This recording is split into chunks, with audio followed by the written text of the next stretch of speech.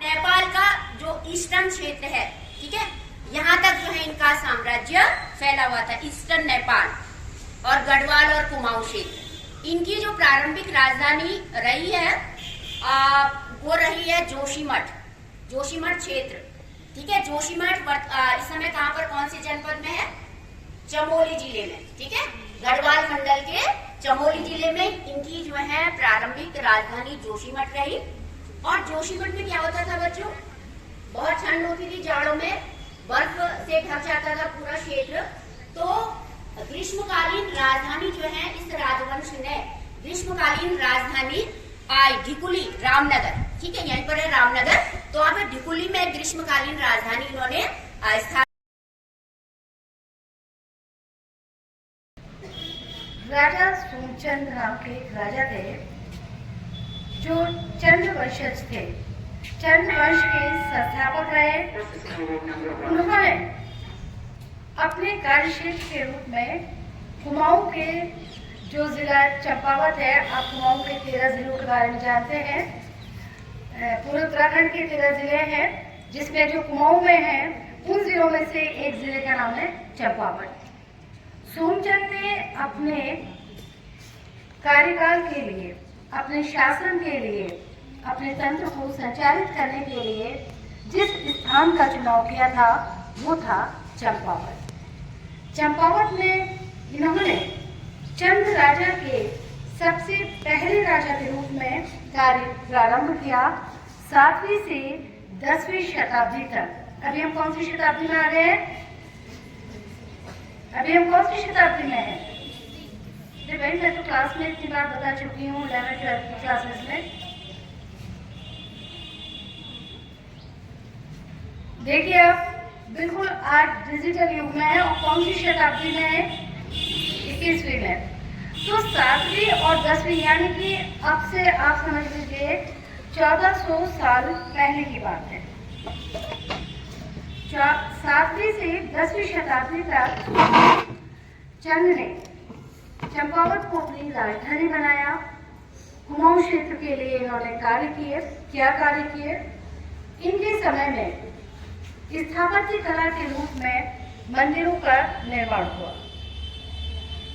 इसके अलावा संस्कृति का विकास, शिक्षा का विकास। शिक्षा की बात करें तो मैं आपको बताऊं कि उस समय आश्रम व्यवस्था हुआ करती थी।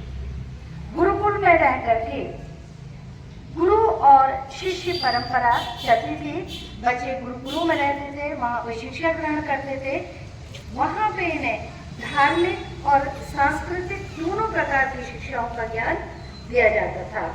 साथ ही व्यवहारिक ज्ञान के रूप में इन्हें युद्ध कला या सामान्य जीवन की जानकारियाँ बताई जाती थी।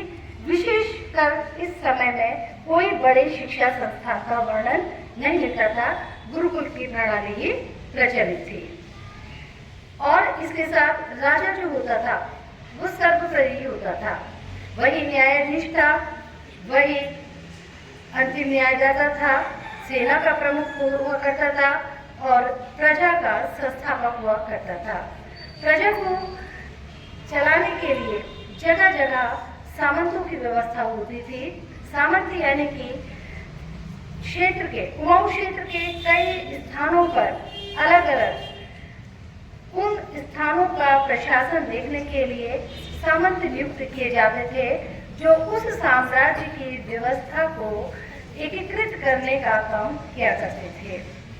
इसके बाद एक लंबी दूरदर्शिता को दिखाते हुए सोमचंद ने जो भी कार्य किए, इनके आने वाले वंशजों ने उसको आगे बढ़ाया और लगभग 18वीं सदी तक चंद शासकों का कुमाऊं क्षेत्र में शासन रहा।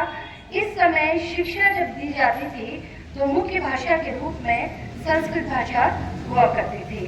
विद्वानों, कवियों, लेखकों को आश्रय दिया जाता था। दरबार में राजा और प्रजा का संबंध था।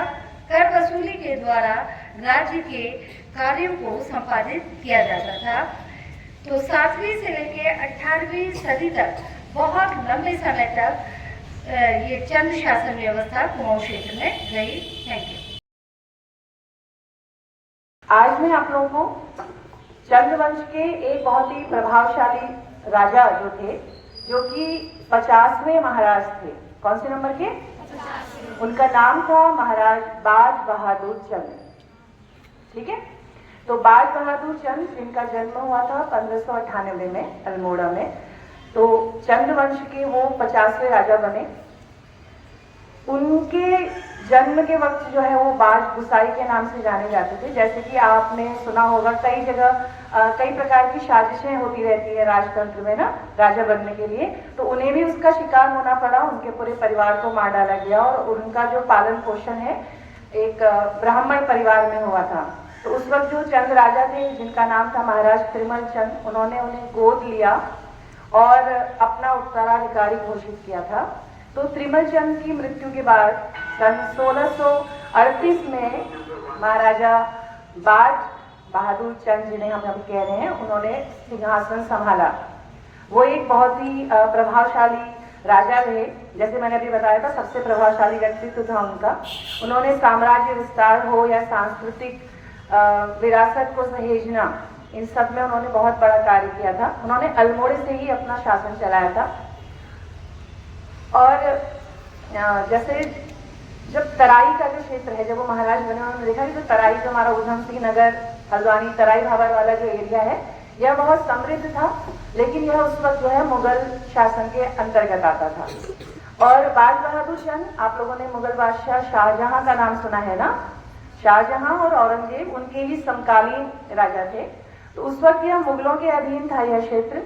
तो उन्होंने शाहजहां के दरबार में बहुत सारे अनमोल भेंट लेकर के वो गए और उन्होंने एक प्रस्ताव रखा कि आप गढ़वाल पे हमला कीजिए, गढ़वाल पे अपना राज्य फैलाइए, मैं आपकी मदद करूंगा। अगर हम जीत गए तो आप तराई का क्षेत्र मुझे दे देंगे।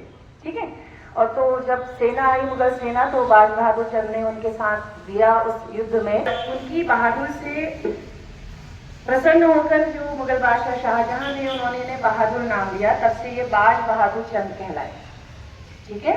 आप लोगों ने बाजपुर सुना है, उधम सिंह नगर में बाजपुर एक जगह आता है। तो बाजपुर जो शहर की स्थापना इन्होंने की थी और उन्होंने अपने नाम पे इसका नाम क्या रखा? बाजपुर रखा था। ठीक है। जब गढ़वाल पे हमला हुआ था, तो वहां से नंदा देवी का प्रतीक ये लेकर आए थे और उन्होंने अल्मोड़े के मल्ला महल में उसे स्थापित किया था। बाद में जब ब्रिटिश शासन आया, तो उन्होंने नंदा देवी का मंदिर वहां से हटा करके, जहां पर अभी वह अल्मोड़े में लाला बाजार के पास में है, तो वहां पर अंग्रेजों ने उसे स्थापित किया था। तो बाज बहादुर चंद ने साम्राज्य विस्तार भी किया था। उन्होंने तिब्बत तक अपने राज्य की सीमाएं फैलाई थी। सरकार एक पहल करी है अभी, जिसमें हम उत्तराखंड के और देश के महान राजाओं के बारे में यहाँ पर चर्चा करते हैं। और ये सरकार की बहुत अच्छी पहल है, क्योंकि हम लोग अपनी जड़ों से दूर होते जा रहे हैं। ये जो सामने पेड़ है, पौधे हैं, इन्हें अगर इनकी जड़ से दूर कर दिया जाए, पौधे को हवा में लटका दिया जाए, तो ये पौधा कैसा रहेगा? बताइए, मुरझा जाएगा। तो हमारी जनरेशन, हमारी तो उतनी नहीं मुरझाई थी, क्योंकि हम लोग पढ़ते थे हमारे। तो मेरी बारी आज है महाराजा ज्ञान सिंह के बारे में बताने के। ज्ञानचंद, चंद्रवंश के एक महान राजा थे, राजा ज्ञानचंद। चंद्रवंश जो है कुमाऊं में मेनली ये राजपूत राजा थे जो आए थे वहां से, और इन्होंने गोरखाओं से बहुत युद्ध किया था और हमारी सीमाओं को सुदृढ़ किया था। और इनके समय में पहली बार, ध्यान से सुनिएगा बच्चों, चंद्रवंश की मैं बात बता रही हूँ। चंद्रवंश के समय में पहली बार जो कुमाऊं था हमारा, ये छोटे छोटे गढ़ और किलों से मिल करके एक बड़ा कुमाऊं बना था। कुमाऊं शब्द का अर्थ जानते हैं आप? हम कुमाऊं में रहते हैं ना, जानते हैं आप? उत्तराखंड के कौन से डिवीजन में रहते हैं हम? कुमाऊं में रहते हैं, मंडल में। तो ये कुमाऊं पूर्वांचल यानी कि विष्णु के पूर्व अवतार से बना हुआ है। और ज्ञानचंद जी के बारे में बात करके तो बहुत आगे को इतिहास की, मुझे तो लगता है 1 घंटे से ज़्यादा निकल जाएगा, लेकिन हम यहाँ पर कह सकते हैं कि वे चंद्रवंश के अंतिम शक्तिशाली शासक थे। उनके पश्चात बहुत सारे और भी यहाँ पर राजा आए, किंतु फिर वो गोरखा आक्रमणों के आगे टिक नहीं पाए। धन्यवाद।